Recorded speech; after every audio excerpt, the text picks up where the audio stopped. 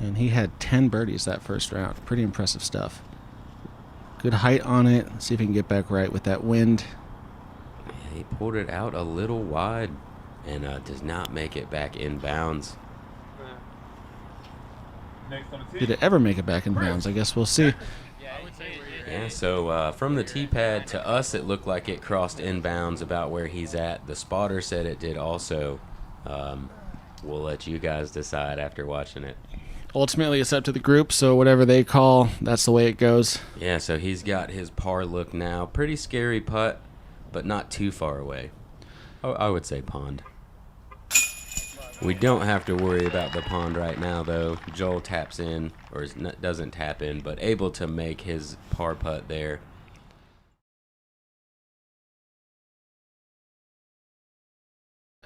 Joel going high left forehand.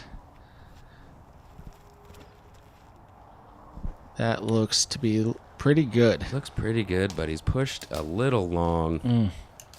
He drops down just about 20 feet away from the basket, but in a pretty tough spot. That's an awkward... Oh, then Joel is trying to get to his disc. Yeah, so right now he's getting in there to mark it. Lots of thick thorns and such out here. So the trouble with this is trying to get back to the disc.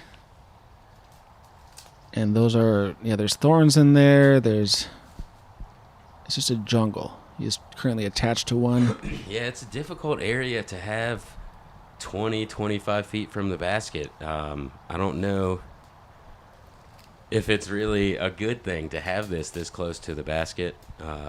These thorns and things that are here were not deemed as a casual relief area, so it is something that the players are supposed to play from. Does anybody have another mini? And it looks like he's taking it back from, or what's his plan here, do you think? So yeah, he has been trying to get in there. He comes over and says that he is not able to get to his lie and wants to take casual relief back behind it. I'm in there looking at it right now saying I could get in there within 15 seconds, I believe, and take this shot. We walk off to talk a little more while he is deciding to go ahead and take his casual relief here, further back behind his disc. But you cannot take casual relief from something that is not deemed a casual obstacle. So what was decided afterwards, we went to the next hole, got the TD, and since the majority of the group decided that it was a playable lie and that he could have physically gotten in and got his disc behind the marker that he put down to mark his disc, that it was a playable lie. So his casual relief was then taking a stroke as well. So he was, instead of the 4 throws that Joel threw here, he is taking 1 stroke along with that casual relief. Interesting. That's something you don't see every day, but yeah, good description of the situation there. Yeah, and it was like we double checked with the TD on the next tee pad, and then once the round was over, got additional confirmation that was the correct call.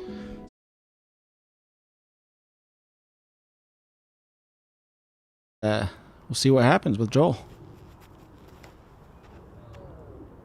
He is testing that right side OB. He needs that to come back. Yeah, and that's just going to stay out wide. Got way too much stand-up on that. Yeah. So right here, there's a rule in the rule book. I don't have it in front of me, so I'm not going to be able to word it the same as what is in the rule book. But if you read it by itself, there is a rule that says you can take your disc inbounds, or at the closest place inbounds to where your disc has landed. So what he was reading right there is he threw this as a provisional shot. This is where his disc crossed out of bounds. I'm already confused, but continue. Right. So that's where typically you would see players throw from, is where Joel just threw from as his provisional shot. Okay. Now he is going to take it directly inbounds from where his disc is at, as the rule that please go read it. I think it's 8.203, something of that sort. Look around there. Sorry, I don't know the rule book well enough to really point that out. But what was decided kind of even before he threw this shot. So his disc is directly to the right of where he's marked it at. This is the full distance of his disc, but inbounds. This is actually a rule that is only in place if it has been designated by the tournament director. So kind of like a drop zone or a 2-meter rule. Okay. If on a specific hole the tournament director says... You just break the... He knocked something off of there. That's a very obscure rule. Yeah. Pretty strange. We all didn't know what to say about it, so we did the provisional to try so we could figure out what to do afterwards. The shot that he hit the pin on didn't matter at all. That one is not correct. The TD did not determine at any point before the round that you could do that. Yeah. So he's playing from where his disc last went out of bounds, or was last inbounds. So the TD would have had to establish a drop zone before the tournament for that rule to be in play. A drop zone, or say you can take it from where it's at closest inbounds. So confusion there, but all for naught. He played it how everybody knows how to play it. Maybe something the PDGA should elaborate on and maybe clarify a little bit for us players. Yeah, just a few strange wordings in there. Yeah.